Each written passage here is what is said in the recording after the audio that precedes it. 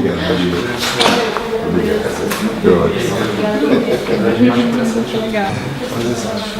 Prazer. A gente acertou os filmes. Com quem a gente está falando hoje? Comigo, acho que vou furar, né? Vou furar até a câmera. E outro dia pediram para eu dar um depoimento, assim, a queima-roupa num evento, não tinha me preparado, não tinha lido o livro que estava sendo lançado nem nada, e aí pediram um depoimento. Eu falei uma vez, deu errado, duas, é a terceira vez eu consegui falar uma coisa que fazia sentido. Ela olhou para mim e falou, acabou o espaço, me gravou, vai ter que falar de novo. Aí, não. Eu comecei a escrever quando comecei a trabalhar nas 7 Letras, assim, foi realmente o contato com isso que eu estava falando de ser escritor-leitor, né? Primeiro, assim, foi muito, na época que eu entrei lá, comecei a ler poesia contemporânea, não conhecia, não lia nada, estava na faculdade de letras, mas, enfim, lia o máximo, não sei, Ana Cristina César, né? Não sei, os vivos, assim, Manuel de Barros, Goulart, né? Não tinha uma leitura dos contemporâneos próximos, assim, né? E comecei a ler tudo, né? Você, o Aníbal e tudo que eu puxei, e entrei em contato, aquilo realmente que mudou, assim, e me fez querer entrar nessa conversa e querer. Então sempre foi a partir desses outros textos, né? A primeira coisa que eu publiquei, na verdade, foi até uma tradução. Então lá na Moby Dick, na época eu não escrevia, o Jorge estava fazendo essa coleção e eu, quero participar, mas eu não escrevo. Então aí tinha uma outra editora que também não escrevia, que era a Fernanda. A gente traduziu um livro, 2 contos, assim.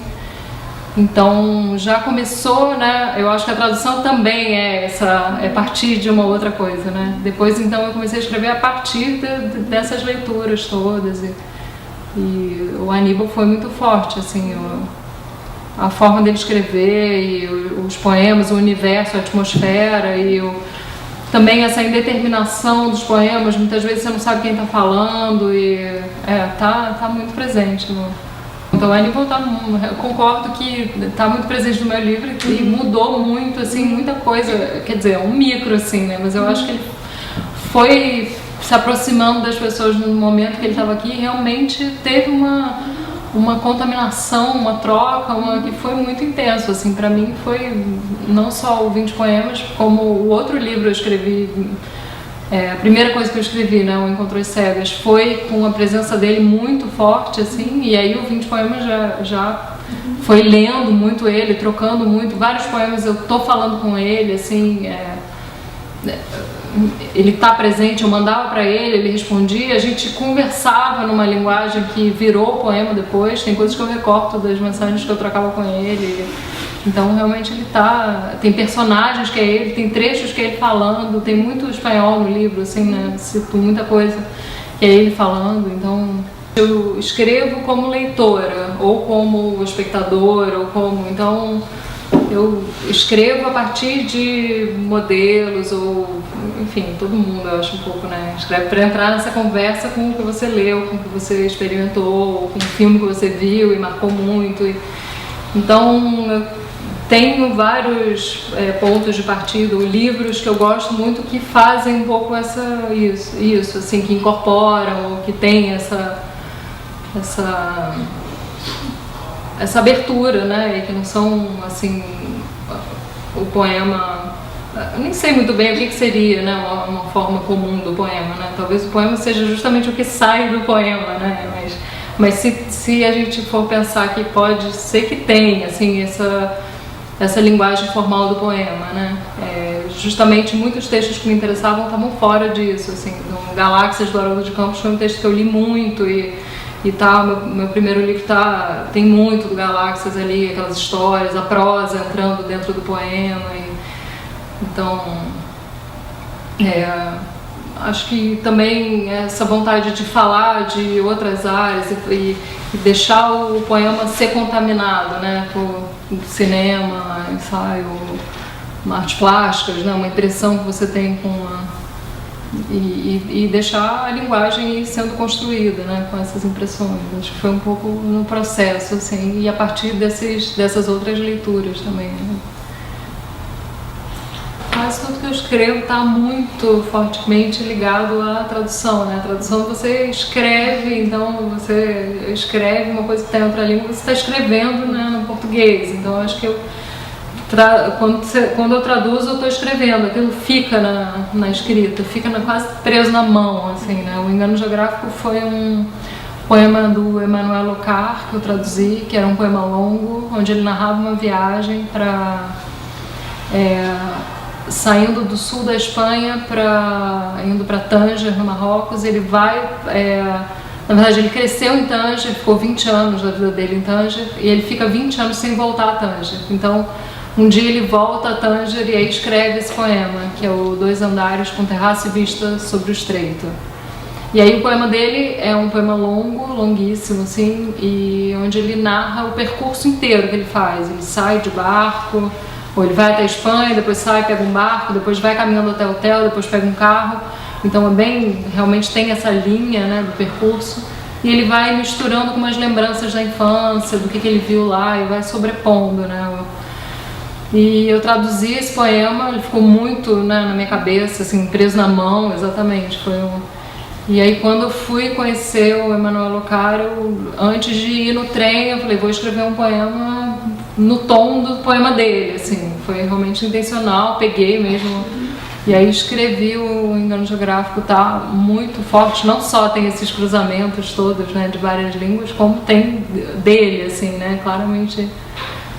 E quando eu cheguei lá na casa do Locard, eu fui entrevistá-lo, assim, e tinha um monte de coisa que eu queria falar para ele, e tava muda, assim, não sabia o que dizer, nem para onde começar, nem, né, eu tava escrevendo a tese sobre ele, cheguei na casa dele lá, e aí e aí, né, ele, tem alguma coisa mais que você quer saber, né? Eu tenho um monte, assim, não sei por onde começar. Ele, começa pelo meio, então qualquer coisa, né, puxa um fio e acho que, enfim, tanto o Engano Geográfico, né, também puxa um fio, sai e ele segue, né, a coisa funciona. E o tempo todo, vários poemas, mesmo o Engano Geográfico tem outras coisas que entram, que eu traduzi, às vezes, né, traduzo só para pensar, tentar ver possibilidade mesmo. Às vezes a tradução é para tentar entender melhor o poema, né, que você lê em outra língua, tem uma distância. E outras vezes eu traduzo mesmo, não, quero escrever, e aí começo a traduzir para quase um exercício mecânico para soltar a mão, assim, não sei.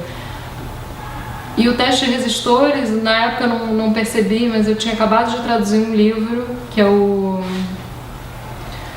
que Amar Quer Dizer, do Mathieu Landon, que é um francês. O livro é um depoimento, assim, né, e é um livro enorme em que ele fala da relação dele com o Foucault e com o pai dele. É muito emotivo, muito expositivo, e tem um fluxo, assim, tem uns períodos longuíssimos, sabe? E foi logo depois eu mudei para São Paulo e comecei a escrever o livro. Eu acho que tem também muito, né? Não muito diretamente, assim, o assunto não tem nada a ver e tudo, mas eu acho que esse fluxo da tradução do livro dele ficou, assim, impregnou mesmo o que eu escrevi depois, assim. Então acho que tá muito ligado mesmo.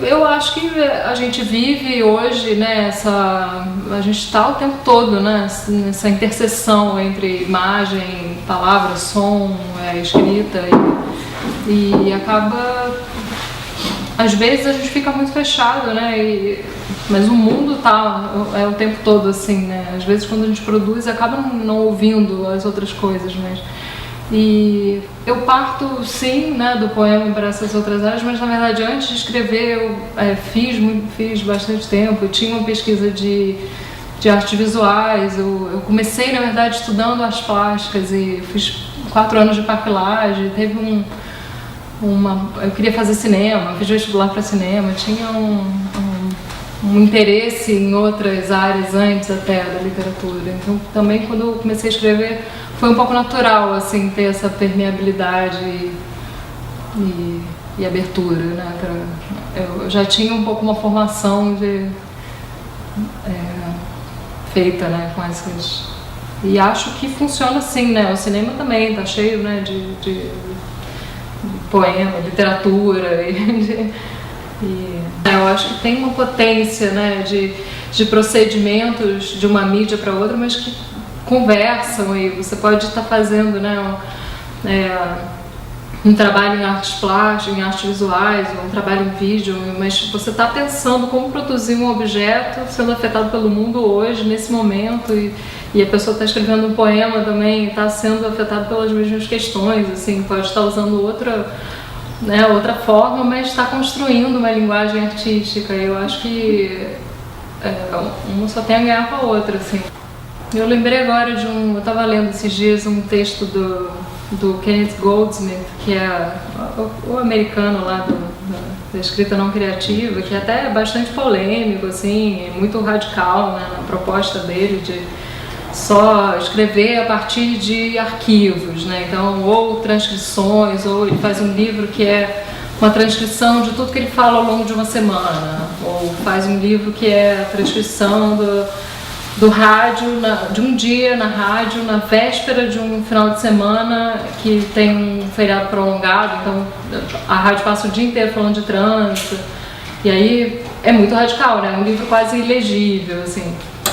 Mas uma das colocações, é uma experiência que ele conta, que ele foi na Casa Branca, foi convidado para ler uns poemas, e ele chega lá e primeiro ele tem que ler um poema de algum poeta americano e depois algum poema dele. E ele lê um poema do Walt Whitman e aí todo mundo lá plácido, olhando e ouvindo, um poema forte, assim, e super, né, oral e ninguém tem reação nenhuma. E aí ele lê um dos poemas dele, que é esse do trânsito, né, que ele transcreve, e aí a reação das pessoas é um burburinho, as pessoas começam a rir, realmente se sentem tocadas por aquilo, e o Obama começa a rir, e aí ele conta isso um pouco, claro, para defender, né, a poética dele e tudo, mas eu acho que também é um pouco para colocar isso, não, mas o que a gente está fazendo hoje, né? Eu acho que o poema do Whitman tem muita validade, sim, é super forte, acho que tem que ler e tem que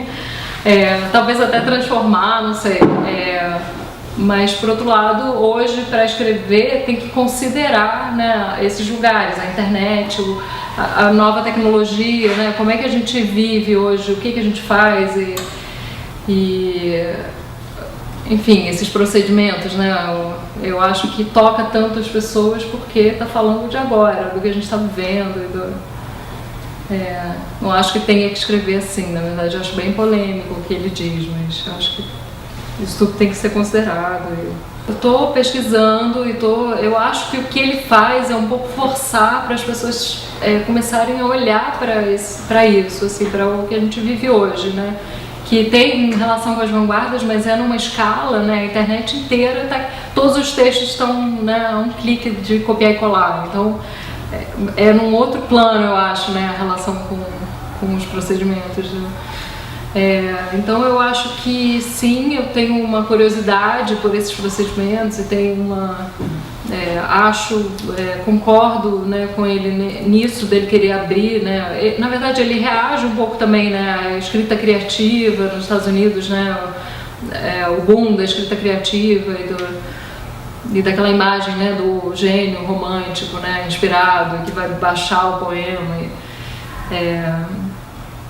Mas por outro lado eu não sei muito bem assim o resultado, sabe? Ele acha que o resultado não importa, né? Tem muita gente hoje que acha que não importa, você pode analisar o resultado, mas você não precisa ler, você pode pensar, ele vai produzir, né, outras. Eu lembrei agora de um vídeo de uma artista plástica, Lenka Clayton, que é uma inglesa. Ela pegou o discurso do George Bush sobre o terrorismo em 2002, logo depois do atentado do World Trade Center. Ela põe a ordem alfabética, né, o mesmo procedimento.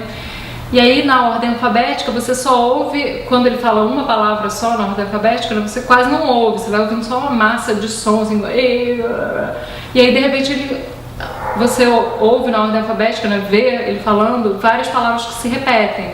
Então, por exemplo, America, America, America, America, Americans, Americans, Americans, Afeganistão, Afeganistão, Afeganistão.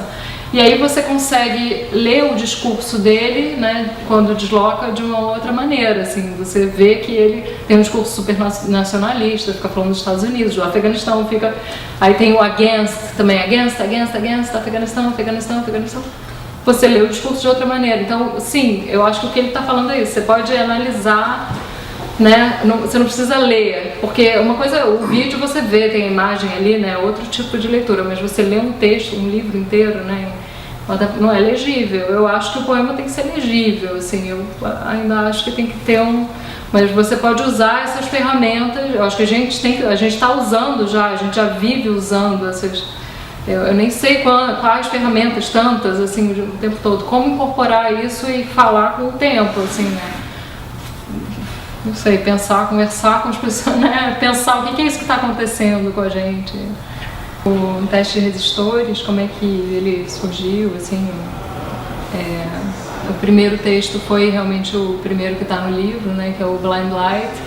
Ele partiu de um convite, né, que me fizeram para falar um evento que se chamava Autorias e Teorias e que tinha uma interface, um lado assim um pouco acadêmico, mas um outro que ligado mais à autoria e à escrita, né? Os convidados eram todos escritores que tivessem alguma relação com a teoria. E aí nesse evento eles me pediram um texto escrito, porque ia virar um livro depois, então não era só um depoimento que eu ia chegar e falar. E aí eu fiquei tentando escrever aquele texto para falar sobre a escrita, sobre escrever poesia, mas no momento que eu não estava escrevendo ali, né? E aí eu não estava tendo dificuldade, né, de conseguir um tom que pudesse abranger, né, o processo de escrita no momento já depois da escrita e algo que fosse teórico e algo que fosse poético. E aí eu resolvi escrever um texto que fosse um poema, para falar sobre escrever escrevendo. Então, a partir disso, né, e o texto foi crescendo, teve o evento, eu li o poema e depois incorporei, né, as perguntas do dia, o que aconteceu. E aí, como foi o primeiro texto do livro, ele acabou determinando um pouco o tom do resto, assim, né, e aí os outros já vieram um pouco nesse fluxo, né, do Blind Light. Em 99, vi uma exposição no Centro Hélio Oiticica. Lembro da luz que fazia naquela tarde. Lembro da luz que entrava por uma janela no segundo andar e transformava a sala de exposição. Lembro dos mapas atravessando toda a sala, os mapas espalhados sobre colchões, um colchão ao lado do outro colchão. Lembro de sair de lá e caminhar pelo centro do Rio, Rua Luiz de Camões, depois Avenida Passos. Lembro da luz que fazia naquela tarde. Blind Light. Entrar no espaço interior equivale a sair?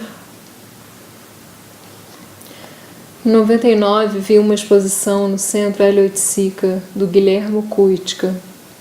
Lembro da luz que fazia naquela tarde. Lembro da luz que entrava por uma janela no segundo andar e transformava a sala com a exposição do Guilherme Kuitka. O Guilherme Kuitka é um artista plástico argentino que trabalha com mapas. O Guilherme Kuitka disse que consegue ver no seu trabalho uma linha quase reta ligando os mapas rodoviários, os mapas de cidade, as plantas baixas e as pinturas para cenários teatrais. Mas cada série de obras começa mais como uma visão do que como um projeto. Eu acho que tem um pouco essa condição, né, que ele foi escrito. Eu acho que determinou bastante, sim, né, o fato de eu estar indo para um evento oral e eu não queria também um texto acadêmico que tivesse um tom acadêmico, né, então foi um texto falado, embora tenha sido escrito antes, né, eu fiz para ser falado, não tinha uma... E por outro lado também, desde que eu comecei a escrever, a minha escrita foi muito modificada pelo oral, assim, eu escrevi antes e não lia os poemas, teve um momento que eu comecei a ir para os lugares ler, então isso começou a mudar um pouco a maneira de escrever, e eu comecei já a escrever para ler, então... Isso determinou bastante também o tom desse livro, já é um livro feito a partir dessa oralidade, né? E aí a outra perna do tripé, né, ensaística também, que, enfim, eu estava indo para um evento que era né, voltado para a teoria, mas além disso também eu estava pensando, estava produzindo, queria falar sobre os outros livros e tem uma outra questão também, voltando para essa história do início, né, da comunicação com quem que a gente está falando, né, como a gente está falando. Tinha uma questão dos meus outros livros eu escrevi, são livros que têm várias vozes, né, são livros com mais montagem e não tão imediatos, não tem essa voz falando tão identificável e aberta, e muita gente me dizia, não, tá, você escreveu isso aqui, mas não entendo nada, assim, não me diz nada, não estou entendendo o que você está dizendo, quem está falando aqui, e aí no teste de resistores eu precisei, não, eu escrevi isso tudo, eu estou pensando, assim, faz sentido, eu estou fazendo isso, e quis um pouco mostrar o processo também para ter essa comunicação, assim, então essa perna assim, mais teórica, ensaística, está um pouco ligado também a isso, né, de que já estava por trás dos outros livros, né, mas não explicitado. Assim, eu acho que a forma do poema ela pode ter essa carga ensaística. Aqui no teste de resistores eu quis falar, não, mas olha, eu posso ter uma forma aqui que seja teórica na forma do poema, sem ser, né, teórico, sem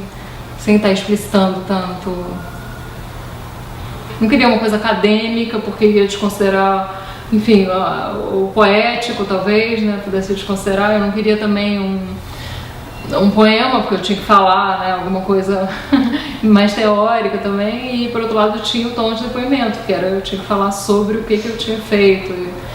Então, eu escrevi um poema que é um depoimento e é um pouco ensaístico. E em relação à conversa, o Blind Light ele incorpora o debate lá no dia, né? Então fizeram perguntas, falaram coisas. Então eu tinha um texto que eu li lá no dia, depois eu mudei, incorporei algumas coisas. A gente estava conversando agora no carro sobre um poema do David Yenting, onde ele vai falar sobre o pós-modernismo, e aí, enfim, você acha que vai ser um texto super teórico. Ele fica contando uma história que ele foi comprar um colchão com a mulher, e aí a mulher queria o melhor colchão de todos, assim, ela não sabia quais critérios, né, usar para escolher um bom colchão, e aí eles ficam lá tentando comprar um colchão um tempão, e no fim, aí ele termina o texto dele dizendo, eu acho que essa situação que eu vivi com a minha mulher descreve muito bem a condição pós-moderna. E eu vou citar uma frase do Descartes para falar disso. Ele diz, quando você está numa floresta e não sabe qual caminho seguir, é melhor você seguir em frente, reto, porque provavelmente não vai ser pior do que qualquer outra escolha, assim. Então, acho que esse diálogo do Descartes me fez lembrar, e é um pouco isso. Eu acho que não acho que o teste seja começo nem fim, acho que tudo tá no meio, assim, e vai seguindo em frente, não sei pra onde, né? Na verdade, o Blind Light eu vi uma vez e fiquei fascinada com aquela coisa que era super clara, iluminada, mas que era uma luz que você não via, né? Tinha ali esse jogo, né, da luz que cega, né, que você não consegue enxergar. E acho que primeiro, né, nesse poema eu tentei traçar momentos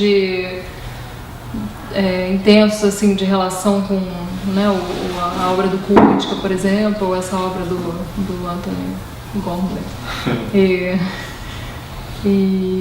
E tinha relação também com isso que eu estava falando antes, né, o poema está aqui, mas você não está lendo, né, será que tem alguma coisa que você tem que ler por trás disso ou não? Você tem que ver mesmo aquilo, você tem que mudar o protocolo de leitura, né, se é uma luz, mas que cega, você tem que ver a luz que cega, e não tentar enxergar o que a luz faria aqui nesse espaço, por exemplo, né, então uma experiência de leitura com um texto que seja um pouco indeterminado, que tenha várias vozes, vários pronomes, e talvez você tenha que ter um outro tipo de experiência de leitura com aquilo, e não tentar identificar quem disse o que, ou ela fez isso e ele fez aquilo.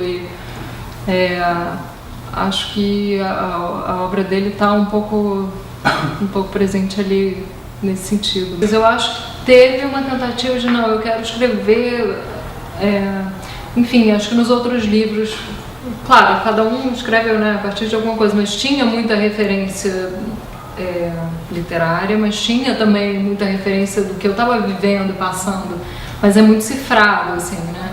E nesse livro eu tinha, não, eu quero escrever, eu quero juntar isso que está acontecendo aqui agora, eu quero contar, falar lá da experiência em Lisboa, eu quero escrever essas coisas que estão acontecendo, misturando com as outras referências que também me afetam, que eu também estou vivendo, também é uma experiência. Se eu vejo um filme do Godard, ele fura, para mim aquilo também é uma experiência. Então, um pouco nivelar esse corpus e o corpo, assim, fazer aquilo junto, produzir um choque, né? Não sei. Então, lá a pergunta da Célia Pedrosa, que ficou 2 anos, e eu já tinha lá a coisa do resistor, eu tinha um rascunho de poema, e tava lá aquilo. Não, pra mim aquilo não é o poema, não foi, sabe? Não mandei lá, eles fizeram um dossiê, foi publicado, não teve minha resposta, porque eu não consegui escrever o poema, assim, não era. Aí no momento em que o resistor queimou, o Léo foi lá trocar, né? Eu falei, pronto, é a resistência, é o resistor aqui. Para mim, eu quero colocar são as duas referências, as experiências são essas, assim. Será que isso aqui dá para construir um poema, né? Nivelando os dois. Então, intencional nesse sentido de tentar, né, ir costurando essas experiências todas e tirando, assim, uma hierarquia de uma coisa ou de outra, né? Acho que tudo vai tentar entrar aqui, né? É no momento em que você senta e vai construindo esse fio que puxa, que você vê o que entra, o que não entra, né? Se uma coisa costura na outra, né? Chuveiro com a questão lá do Nancy e tal, da resistência da poesia. Então, né, precisa ser essa coisa tão alta, ela não pode ser o resistor que queimou e o Léo que trocou. Então, acho que nesse sentido foi. E também a possibilidade de colocar essas pessoas próximas, né, e que entram sem sobrenome, sem nada, mas também como referências no horizonte do livro, assim, minhas referências, né, são da mesma maneira que entra o Agamben, entra o Okari, entra o Godard, entra na Cristina, o Gaspar e o Léo, e pessoas que afetam, né, que produzem essa mudança, né. A poesia é uma forma de resistores? Ontem foi o dia mais quente do ano em São Paulo. Viemos morar em São Paulo no inverno e fazia muito frio. Viemos morar em São Paulo no inverno e as noites eram geladas. Tinha que sair todos os dias de cachecol vermelho, com um casaco de lã e uma jaqueta de couro por cima. Mas mesmo assim o vento gelado queimava o rosto. Ontem foi o dia mais quente do ano em São Paulo, e o Léo perguntou se antes do inverno não tinha feito calor. Será que em janeiro não fez calor? Ele perguntou. Eu ainda não tinha visto calor em São Paulo, mas viemos morar em São Paulo no inverno. Fazia muito frio. O calor aqui é seco, parece que vou secar. As mãos, a garganta, o nariz, parece que tudo vai secar. Tivemos que comprar um umidificador de ar. No livro Amuleto, do Roberto Bolanho, Auxílio diz que a poeira da cidade do México deve vir de todos os vasos que são quebrados na cidade do México. Fiquei pensando de onde virá essa secura de São Paulo. Mas aqui eu não vejo poeira. Deveria existir poeira, mas aqui não vejo poeira. Se existisse poeira, poderia ser dos cacos das coisas quebradas todos os dias na vida das pessoas. Mas aqui não vejo os cacos. Onde estão os cacos? Só vejo tudo seco. Ontem foi o dia mais quente do ano em São Paulo, mas apesar do calor, tomei banho com chuveiro elétrico ligado. Estava tomando banho com chuveiro elétrico ligado quando a resistência do chuveiro queimou. Antes de morar em São Paulo, eu tomava banho com chuveiro a gás e eu não sabia que o chuveiro elétrico tinha resistência.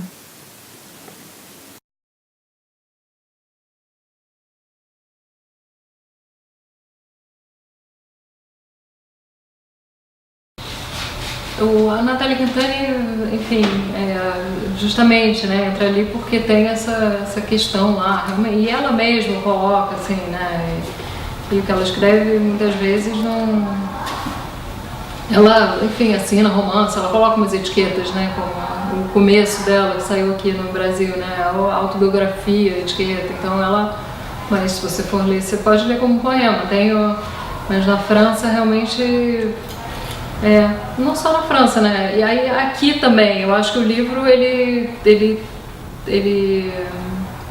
sai desse lugar, ele tá num outro, né, ele tá incorporando várias outras coisas e quase fugindo da poesia, mas ele quer ser, né, ele quer ser poema, então entra um pouco como uma piada, assim, então isso aqui também não é poesia, né, afinal, o que não é poesia, né? O Blind Light, sim, né, a história dele tá toda aí, acho que entram outras pessoas, mas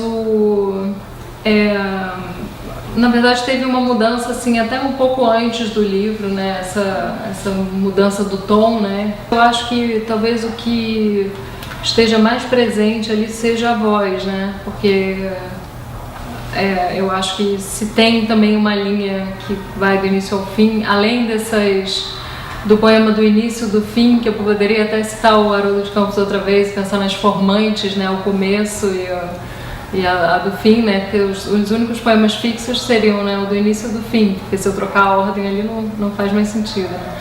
Justamente porque tem esse acidente ligando, mas o miolo ali ele é intercambiável e não teria essa linha que tem no engano, mas eu acho que a voz é o que tenta dar, é esse ponto de partida que tenta ligar o livro inteiro, né? Então eu acho que tem um corpo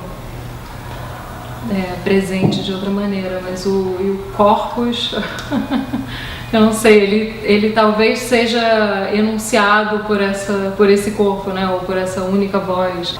Esse poema do começo, né, que fala de uma mínima troca ali na tradução, né, na dupla leitura, né, do fechar o negócio em português, né, que tem sentido duplo. E aí isso pode produzir, né, a diferença, né, uma coisa mínima que pode dar lugar a uma outra chave de leitura e ao acontecimento, né, talvez. Eu acho que o livro fala um pouco disso, dessas sutilezas que fazem com que a gente possa vestir um outro óculos e ver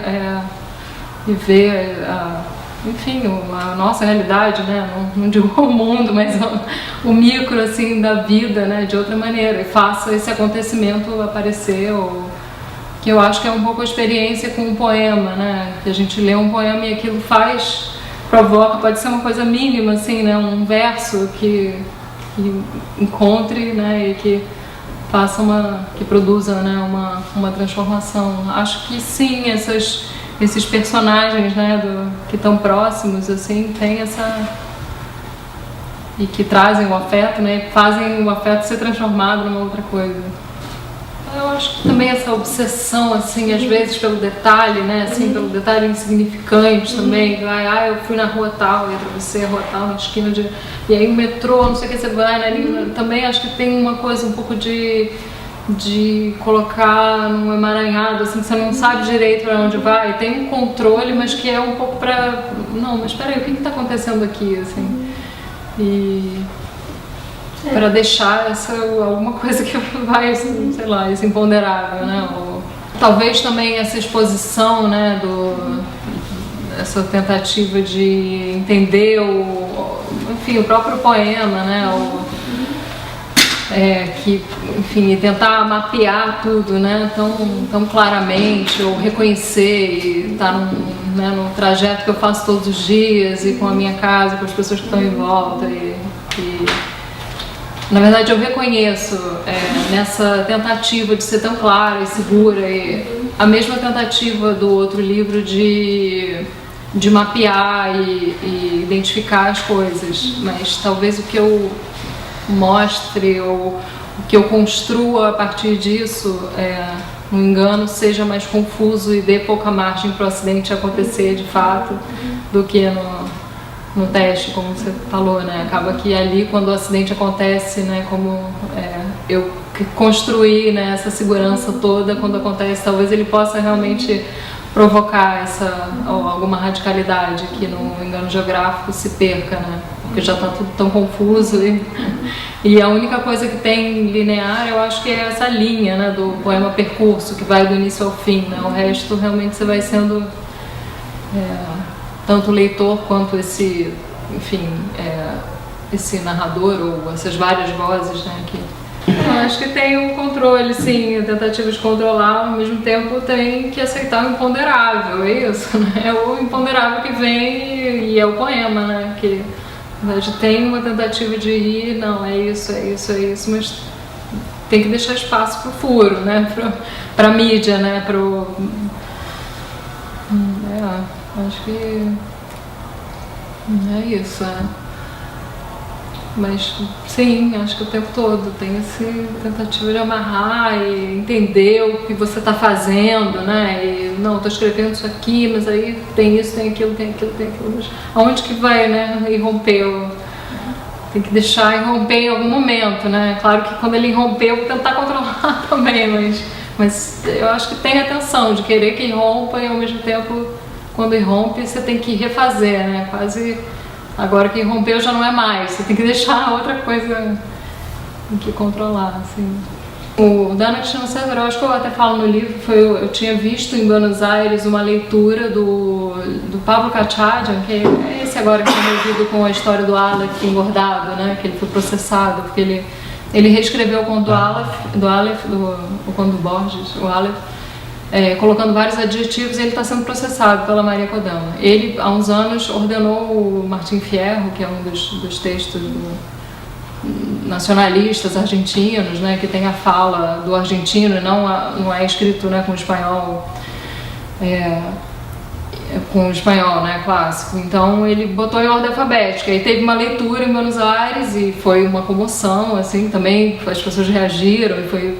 Mas é totalmente ilegível. Você vai pegar o Martim Fierro e vai ler do início ao fim, você não vai ler aquele livro, né? Pode fazer um trabalho, né? Pensar na fala lá do gaúcho, mas você não vai ler aquilo. Então foi uma experiência. Eu quis ter a experiência de não, então vamos ler a Ana Cristina César em ordem alfabética, ver o que ela faz. Mas para mim aqui o resultado não é o poema, assim. Eu acho que o poema tem que... O que a gente vai fazer com esse resultado e com essa possibilidade? O que a gente vai fazer com a possibilidade de ter todos os textos na internet? O que você vai pegar disso? E eu acho que o resultado eu quero fazer como ferramenta, mas para pensar, né? O resistor é isso, né? Eu não quero falar da resistência. O Google me deu o resistor, que eu acho que é a possibilidade de a gente pensar na resistência sem cair ou pensar no poema tentando sair do próprio poema. Tem um volume de poemas que até é quase um livro inédito, assim, que eu não publiquei, que foi antes do teste de resistores, que são poemas bem mais orais do que o meu livro anterior, né? Até o Engano Geográfico ele já é um pouco mais, né?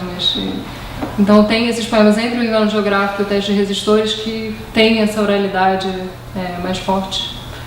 E foram apresentações não só acadêmicas, mas também eventos de poesia, então que eu fui escrevendo um pouco para falar, né? Antes do encontro, eu escrevi o poema a partir do filme do Léo Carrax. Então, o poema realmente, ele não é que o vídeo depois partiu, mas primeiro eu escrevi o poema a partir da experiência com o filme. E depois eu fui ler esse poema num evento, justamente, né? E fiz o vídeo para ler junto com... Então era para performar assim, o poema, né? Era para oralizar o poema. Então os trechos do poema estão nos momentos em que eu leio, né? Na verdade ele é sincronizado, né, com a leitura. E vários filmes que eu fiz, na verdade o da A Garota de Belfast, ordenado até os pés alfabeticamente também, ele foi feito para... Então eu apresentei, ele foi feito, enfim, especificamente para esses encontros. Então tem essa passagem, né? Ele parte do cinema, vai para o poema, depois transforma no vídeo, mas que, enfim, funciona na leitura. No caso das leituras, quando eu faço os vídeos, sim, talvez seja para tornar o poema mais acessível, assim, ou mais, né?